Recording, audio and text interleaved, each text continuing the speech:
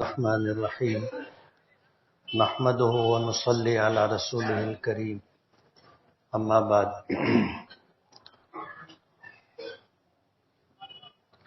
اعوذ باللہ من الشیطان الرجیم وعاشروهن بالمعروف فإن كرهتموهن فعسى أن تكرهوا شيئا وهو خير لكم وعسى أن تحبوا شيئا وهو شر لكم واللہ یعلم وانتم لا تعلمون۔ صدق اللہ العظیم۔ بزرگان محترم اور عزیز دوستو، خاندانی زندگی کا آغاز میاں بیوی کے نکاح سے ہوتا ہے، اور مختصر یہ ہے کہ اگر میاں بیوی ایک دوسرے کے حقوق ادا کرتے رہیں، ایک دوسرے کی عزت، احترام، پیار محبت کا تعلق برقرار رکھیں تو زندگی انتہائی خوشگوار رہتی۔ بلکہ اگر یہ کہا جائے کہ مثالی زندگی ہے تو ہوتی ہے تو غلط نہیں ہوگا۔ یعنی سماج اور معاشرے کے اندر لوگ مثال دیں گے کہ اگر میاں بیوی دیکھنا ہو تو ان کو دیکھو، کبھی آواز سنائی نہیں دیتی، کبھی ناراضگی جھگڑے کی بات کان تک نہیں آتی۔ یہ اس وقت ممکن ہے جب حقوق کی ادائیگی ہوتی رہے اور یہ رشتہ عزت، محبت اور پیار کے ساتھ چلتا رہے۔ بیوی کے حقوق کا تذکرہ تھا کئی ہفتے، 2-3 ہفتے سے، اور اس میں پھر جو ہے مہر فاطمی کے تعلق سے بات تھی۔ اللہ آپ حضرات کو جزائے خیر دے۔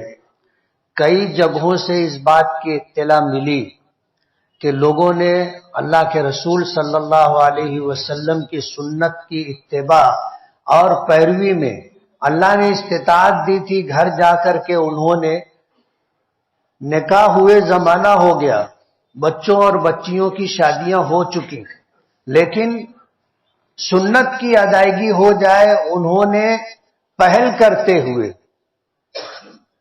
اس سنت کی اتباع کرنے کی نیت سے بیویوں کو مہر فاطمی دی، اور انشاءاللہ اس کے خوشگوار اثرات مرتب ہوں گے۔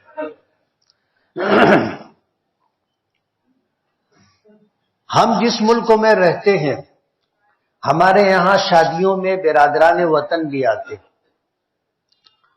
اور مہر کا تذکرہ جب ہوتا ہے تو وہ اس بات پر متوجہ ہوتے ہیں، ان کے کان کھڑے ہو جاتے ہیں کہ یہ کیا ہے۔ تو وہ لوگ پوچھتے ہیں کہ یہ کیا چیز ہے، تو انہیں بتانا پڑتا ہے۔ تو حیرت ہوتی ہے کہ ساری زندگی کا رشتہ ہے اور ایک دوسرے سے استمتاع ہے، یعنی جسمانی طور پر راحت حاصل کرنا ہے، اور اس کا بدل اتنا مختصر، اتنا معمولی۔ تو ہم جیسے لوگوں کو جواب دینا مشکل ہو جاتا، بتانا پڑتا ہے کہ ہمارے آقا کی سنت تو یہ ہے، اور یہ مہر انتہائی کم سے کم کیا ہو سکتا ہے اس کا تذکرہ ہے۔ اب ظاہر بات ہے کہ اس زمانے میں حضور پاک صلی اللہ علیہ وسلم ہو، صحابہ کرام ہو، اور بھی ازواج مطہرات حضور کی صاحبزادیاں ہوں، غربت کا زمانہ تھا، لیکن انہوں نے مہر تو اچھا رکھا تھا۔ تو ہمیں بھی انشاءاللہ یہاں سے اس کی اتباع اور پیروی کرنی ہے، اور شادی بیاہ کے موقع پر جو ہم لوگ فضول اخراجات کرتے ہیں اس سے گریز کرتے ہوئے، اس سے بچتے ہوئے مہر فاطمی کا انتظام کرنا چاہیے۔ کریں گے نا انشاءاللہ؟ جس طرح بیوی کے شوہر پر حقوق ہیں، اسی طرح شوہر کے بھی بیوی پر حقوق ہیں۔ ظاہر بات ہے تالی دونوں ہاتھ سے بچتی ہے۔ اگر صرف بیوی کے ہی حقوق ادا کیے جاتے رہیں اور بیوی شوہر کے حقوق ادا نہ کرے تو گھر چلنا مشکل ہے۔ یہ ذمہ داری جہاں شوہر کی ہے کہ میاں بیوی کے رشتے کو قائم رکھنا، اس رشتے کو نبھانا، اور اگر خلاف مزاج، خلاف طبیعت کوئی بات بیوی کی طرف سے پیش آ جائے تو اسے جھیل لینا، برداشت کر لینا، اسے نظر انداز کر دینا کسی مناسب موقع کا انتظار کرنا، اس کی اصلاح کے لیے گفتگو کرنا۔ جہاں یہ ضروری ہے وہیں یہ بھی ضروری ہے کہ بیوی بھی شوہر کے حقوق کو ادا کرے۔ عام طور پر ہوتا یہ ہے کہ حقوق کی ادائیگی میں کوتاہی ہوتی ہے اور معاملات خراب ہوتے ہیں۔ کبھی ایسا ہوتا ہے کہ شوہر ظلم کرتا ہے، بیوی کے حقوق ادا نہیں کرتا، اور کہیں ایسا بھی ہوتا ہے کہ بیوی شوہر کے حقوق ادا نہیں کرتی۔ میں نے پہلے دن یہ بات کہی تھی کہ اس رشتے کے اندر محبت اور عزت یہ وہ بنیادی چیز ہے کہ اگر اس کی ادائیگی ہو تو رشتہ نبھتا رہتا ہے۔ یعنی شوہر جس طرح بیوی کو محبت اور پیار دیتا ہے، اسی طرح اسے عزت اور احترام بھی دے، اور یہی ذمہ داری بیوی پر بھی عائد ہوتی ہے کہ اپنے شوہر کا اتنا احترام کرے جتنا اس کے بس میں ہے۔ اس لیے کہ نبی کریم صلی اللہ علیہ وسلم نے فرمایا، لو كنت آمر احدا ان يسجد لاحد لامرت النساء ان يسجدن لازواجهن، کہ اگر میں حکم دیتا تو بیویوں کو حکم دیتا کہ وہ اپنے شوہروں کو سجدہ کیا کریں۔ لو كنت آمر احدا ان يسجد لاحد، کہ اگر اللہ کے علاوہ کسی کے لیے سجدہ روا ہوتا تو میں بیویوں کو حکم دیتا کہ وہ اپنے شوہروں کو سجدہ کیا کریں۔ آپ اندازہ کریں اللہ کے رسول صلی اللہ علیہ وسلم کیا پیغام دینا چاہتے ہیں۔ سجدہ اللہ کا حق ہے، ہم اللہ کے علاوہ کسی کو سجدہ نہیں کر سکتے۔ اللہ کے علاوہ کسی اور کو سجدہ کرنا شرک ہے، اور یہ اس کائنات انسانی کا سب سے بڑا گناہ ہے۔ اللہ نے فرمایا، ان اللہ لا یغفر ان یشرک بہ ویغفر ما دون ذلک لمن یشاء، کہ اللہ تعالی شرک کو معاف نہیں کرے گا، یہ حتمی اور آخری فیصلہ ہے۔ ان اللہ لا یغفر ان یشرک بہ، جس نے بھی اللہ کے ساتھ شرک کیا ہے اللہ اسے معاف نہیں کرے گا۔ وَيَغْفِرُ مَا دُونَ ذَلِكَ لِمَن يَشَاءُ، اور شرک کے علاوہ انسانوں سے جتنے بھی گناہ ہوئے ہیں ان گناہوں کا معاف کرنا اللہ کی مشیت کے تحت ہے۔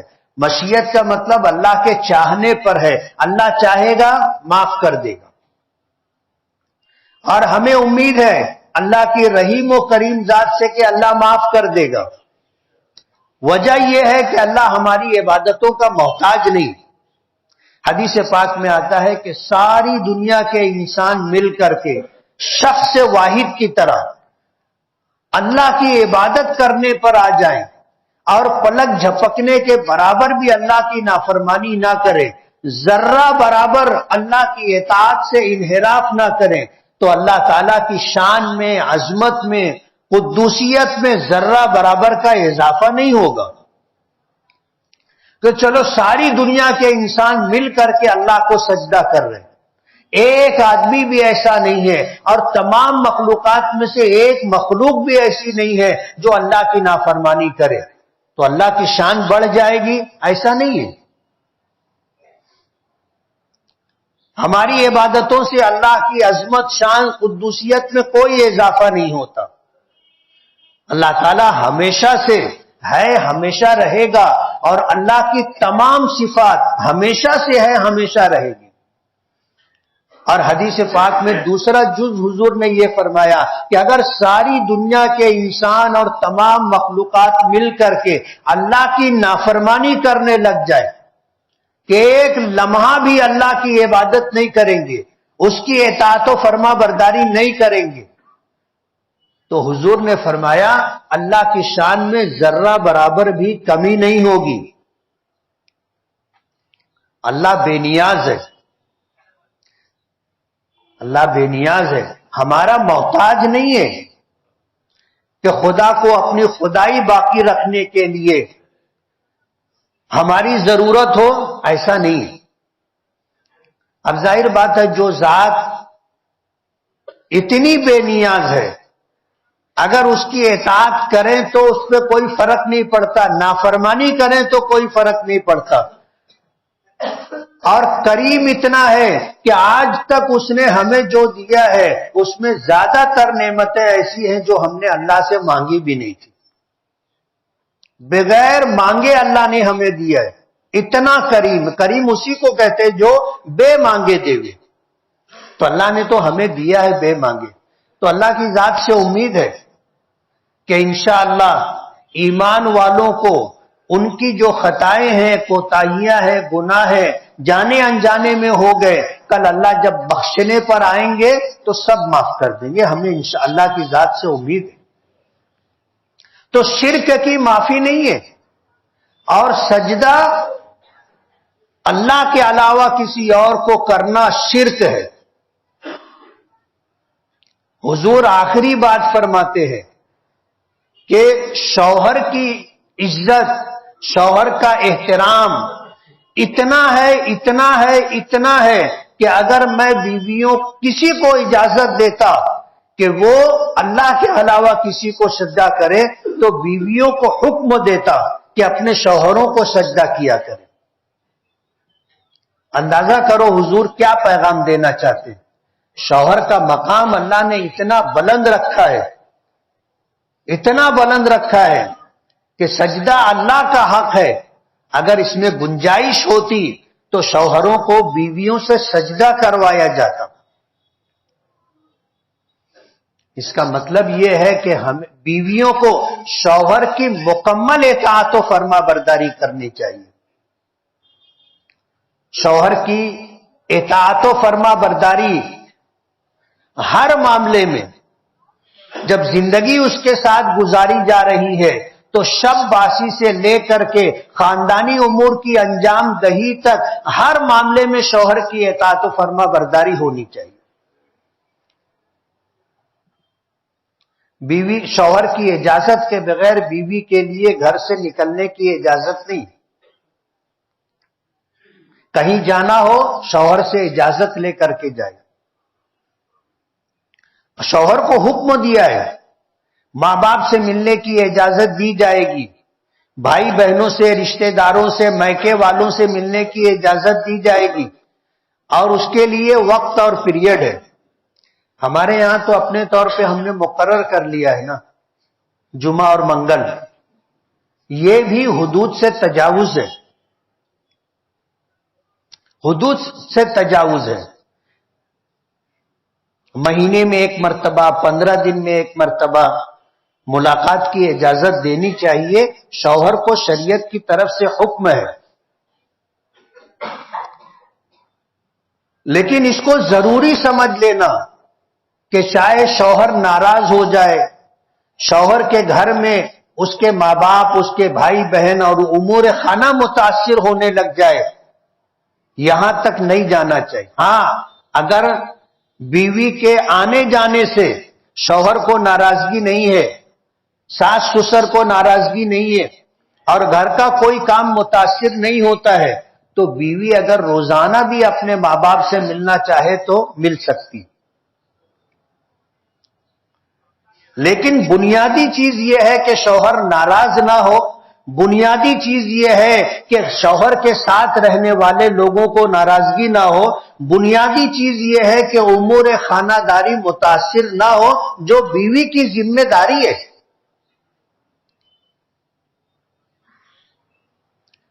میاں بیوی کا یہ رشتہ قاعدے قانون سے نہیں چلتا. میاں بیوی کا یہ رشتہ باہمی مفاہمت اور مصالحت سے چلتا ہے. شوہر کے جہاں حقوق متعین، بیوی کے جہاں حقوق متعین کیے گئے کہ اس کے ذمے ضروری ہے کہ اس کو عزت دے، احترام دے، اس کو نفقہ دے، اس کو مہر دے، اور امور خانہ داری یعنی گھر میں اس کے لیے ایسی کوئی جگہ ہو جہاں وہ یکسوئی کے ساتھ رہے، کسی کا عمل دخل نہ ہو. جہاں یہ ضروری ہے وہیں یہ بھی ضروری ہے کہ شوہر کی اطاعت و فرما برداری ہو. شوہر کی اجازت کے بغیر گھر سے نہیں جائے گی. امور خانہ داری انجام دینا بیوی کے ذمے ہے. شوہر کے ذمے گھر کے باہر کی ذمہ داری ہے. وہ کمائے گا، مشقت اٹھائے گا، تکلیف برداشت کرے گا، موسم کی مار جھیلے گا، اپنے لیے اپنی بیوی بچوں کے لیے کما کے لائے گا. کسی کہنے والے نے کتنی اچھی بات کہی کہ شوہر جو کام کرتا ہے، جو محنت اور مشقت کرتا ہے، اگر بیوی دیکھ لے تو کبھی شوہر کو دکھ نہیں دے گی. آج ہمارے یہاں شوہر 12 گھنٹہ ڈیوٹی کرتا ہے لوم چلانے پر. بولنا آسان ہے 12 گھنٹہ، لیکن 12 گھنٹہ اس طرح کہ مسلسل چلتے رہنا، لوم کے آگے سے، لوم کے پیچھے سے، پھر جھک کر کے کام کرنا، چل کر کے کام کرنا، محنت مشقت کرنا. 12 گھنٹے کی ڈیوٹی ہے، کوئی معمولی نہیں کام نہیں ہے. اگر بیوی شوہر کی محنت اور مشقت دیکھ لے تو انشاءاللہ شوہر کو کبھی دکھ نہیں دے گی. اور امور خانہ داری انجام دینے میں بیوی جتنی تکلیف اٹھاتی ہے، اگر شوہر اس کو سنجیدگی سے دیکھ لے اور احساس کر لے تو بیوی کو کبھی تکلیف نہیں دے گا. یہ محسوس کرنے کی بات ہے. ایک بادشاہ تھا، شہزادہ اللہ نے عطا کیا. تو ایک رات بادشاہ کہنے لگا کہ یہ شہزادہ آج رات میرے پاس سوئے گا.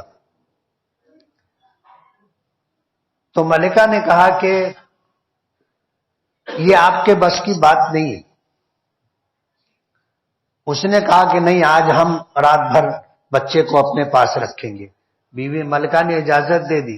رات میں بچہ اٹھا، بھوک لگی، اس نے دودھ مانگا، اس نے دودھ کی بوتل دی.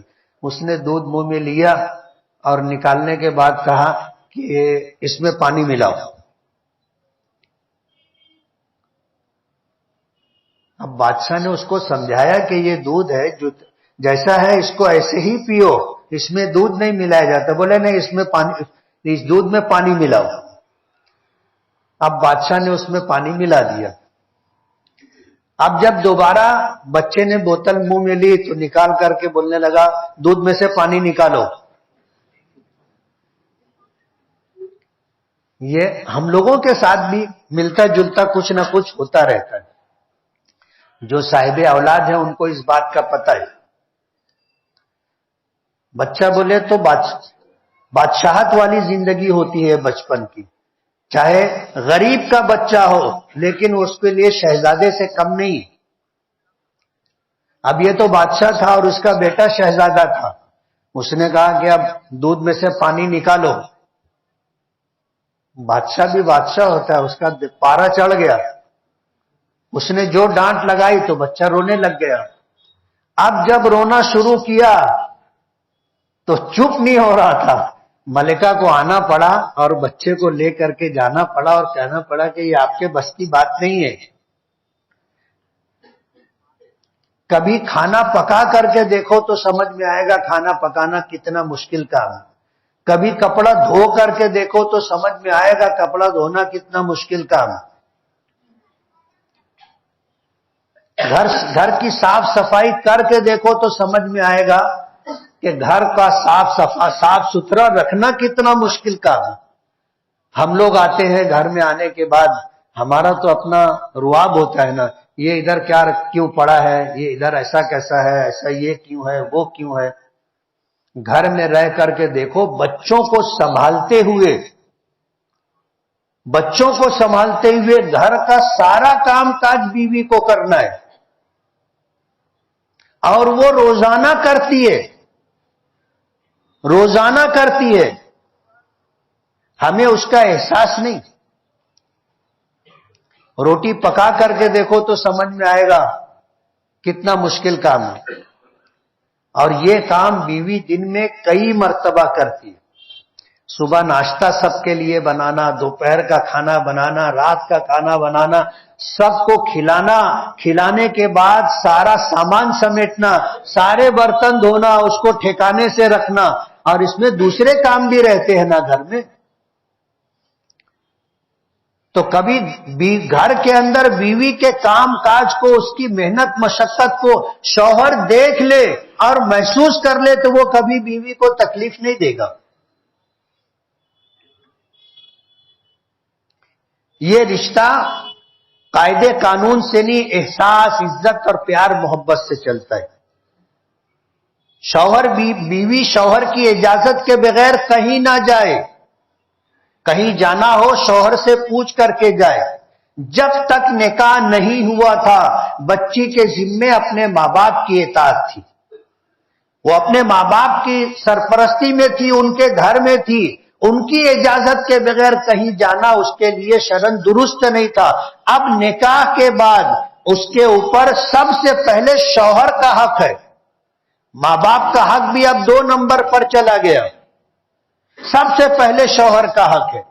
حضور نے فرمایا اگر کسی کو سجدہ روا ہوتا تو بیوی کو حکم دیتا کہ شوہر کو سجدہ کرے، شوہر کی اطاعت کرے، اس کی فرما برداری کرے، اس کی اجازت کے بغیر کہیں نہ جائے اور اس کی اجازت کے بغیر کسی کو اپنے کمرے خاص میں نہ آنے دے. شوہر جس کو پسند نہ کرتا ہو اس کو اپنے گھر نہ بلائے، اور اگر آئے تو اسے گھر میں آنے کی اجازت نہ دے.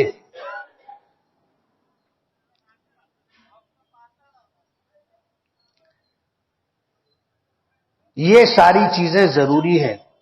اور شوہر کو اگر جسمانی ضرورت ہو تو حضور نے یہاں تک فرمایا کہ اگر وہ چولہے پر ہو بیوی اور روٹی پکا رہی ہو اور شوہر بلائے تو انکار نہ کرے.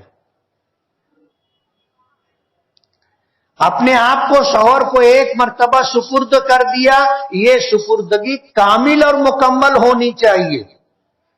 شوہر کو کبھی ناراض نہ کرے اس معاملے میں. نبی کریم صلی اللہ علیہ وسلم نے فرمایا کہ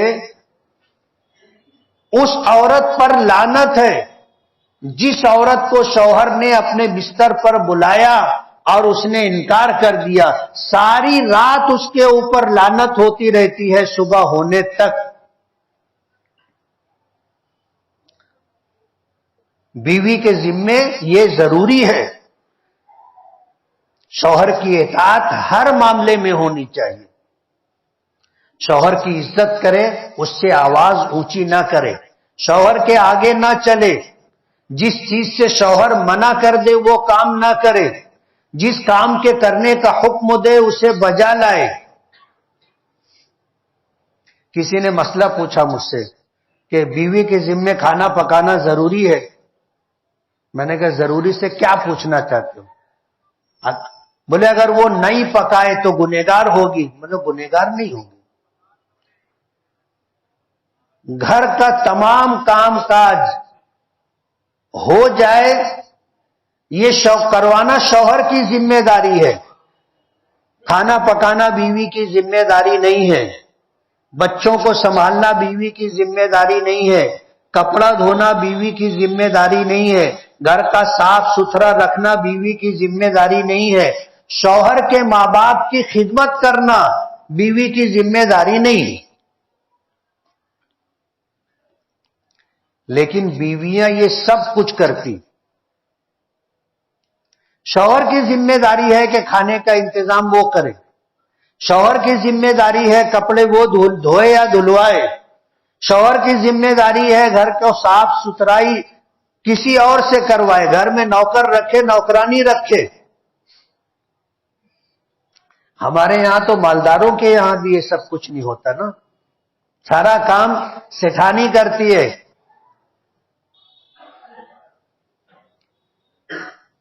پھر ایک وقت آتا ہے سیٹھانی کرواتی ہے.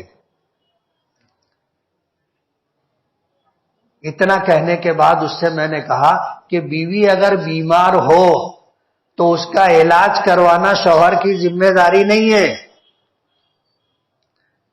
اب ظاہر بات ہے بیوی جب یہ نہیں کرے گی تو شوہر وہ نہیں کرے گا. جب شوہر اپنی ذمہ داری آگے بڑھ کر کے پوری کرتا ہے تو بیوی کو بھی چاہیے کہ وہ سارے کام جو اس کی ذمہ داری نہیں ہے اس کو پورا کرے تاکہ گھریلو زندگی خوشگوار. اللہ کے نبی صلی اللہ علیہ وسلم کی بیٹی حضرت فاطمہ رضی اللہ تعالی عنہا سے بڑھ کر کے کس کی بیٹی اور بہن ہو سکتی؟ حضرت فاطمہ حضرت علی کے گھر میں سارا کام خود کرتی تھی. گھر میں جھاڑو برتن کرنا، چکی سے آٹا پیسنا. ہمارے یہاں تو یہ نہیں ہے، آٹا خود پیسنا پڑتا تھا. حضرت فاطمہ کے ہاتھوں میں گٹھے پڑ گئے تھے. کھانا پکانا، جانوروں کا دودھ دونا، یہ سب کام حضور کی بیٹی حضرت فاطمہ کرتی تھی. تو کسی کی بہن بیٹی اس سے اتنے مقام و مرتبے والی تو نہیں ہو سکتی. جب حضور نے اپنی بیٹی سے یہ سارا کام کروایا، اپنی بیویوں سے یہ سارا کام کروایا، یا یوں کہو کہ حضور کی بیٹی نے یہ سارے کام کاج کیے، حضور کی بیویوں نے یہ سارے کام کاج کیے، تو تمہاری بہن بیٹی بیوی ان سے مقام و مرتبے میں بڑی تو نہیں ہے. تالی دونوں ہاتھ سے بجتی ہے. قاعدے اور قانون کی بات ہو تو پھر شوہر سال میں 2 جوڑے کپڑے بنوا دے، 2 وقت کی روٹی دے دے، شوہر کی ذمہ داری ختم.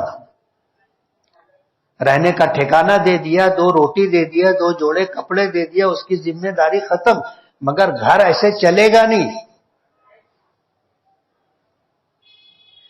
تو شوہر کے حقوق تو ہیں، اور شوہر کے حقوق جو بیویاں ادا کرتی ہیں، شوہر کے چشم ابرو کی منتظر رہتی ہیں، شوہر کی التفات احساس کا انتظار کرتی ہیں، شوہر کے لیے کھانا بنا کر کے رکھتی ہیں، شوہر کے لیے کپڑے دھو کر استری کر کے تیار رکھتی ہیں، شوہر کے لیے آنے سے پہلے سارے کام کاج کر کے دیتی ہے. ظاہر بات ہے جب یہ سارے کام بیوی کر رہی ہے اور شوہر احساس کرے تو اسے پتا چلے گا کہ یہ ذمہ داری کتنی مشکل ہے. تو شوہر کبھی بیوی کو تکلیف نہیں دے گا. اور جب شوہر گھر پر نہ ہو تو اپنی عزت کی اور شوہر کے مال کی حفاظت کرے. یہ شوہر کا حق ہے بیوی پر. جب یہ گھر میں ہے، اب ظاہر بات ہے 24 گھنٹہ شوہر گھر میں نہیں رہے گا. اس کی ذمہ داریوں کو پورا کرنے کے لیے گھر سے جائے گا. جب شوہر گھر پر نہ ہو تو اپنی عزت کی حفاظت کرے اور شوہر کے مال کی حفاظت کرے. گھر کا کوئی سامان، شوہر کی کوئی ملکیت ضائع نہ ہو. اس طرح کے امور کو انجام دینے سے زندگی خوشگوار گزرتی. صحابہ کرام رضوان اللہ تعالی علیہ مجمعین نبی کریم صلی اللہ علیہ وسلم کی سنتوں کی ایک ایک بات کی اتباع کیا کرتے تھے، جس کی وجہ سے اللہ نے شاندار زندگی عطا کی. آج ہم لوگوں کو اللہ نے جو حیثیت عطا کی ہے، ہم جس طرح زندگی گزار رہے ہیں، مالی اعتبار سے ہماری زندگی ماضی کے لوگوں کے مقابلے میں بہتر ہے. ہمیں چاہیے کہ ہم بیویوں کا خیال رکھیں، بیویوں کو چاہیے کہ وہ شوہروں کا خیال رکھیں. اور اپنی ذمہ داری تو ہم پوری کرتے ہیں. اپنی ذمہ داری پوری کرنے میں اگر بوقت ضرورت زیادہ ذمہ داری سے زیادہ کام کرنا پڑے، ذمہ داری سے بڑھ کر کے ہمیں کچھ کرنا پڑے تو اس سے دریغ نہیں کرنا چاہیے. اور الحمدللہ گھروں میں یہ سب کچھ ہوتا ہے. شوہر اپنی حیثیت سے زیادہ بیوی بچوں کے لیے خرچ کرنے کی کوشش کرتا ہے، اور یہی معاملہ بیویوں کی طرف سے بھی ہوتا ہے. لیکن ان چیزوں کا ہمیں پتہ نہیں ہے کہ شریعت نے ہمیں کیا احکامات دیے ہیں. ان امور کی انجام دہی میں اگر ہم یہ نیت کر لیں کہ ہم اللہ اس کے رسول کی اطاعت و فرما برداری کر رہے ہیں تو ان سارے کاموں کو انجام دینے پر اللہ ہمیں اجر بھی دے گا. وآخر دعوانا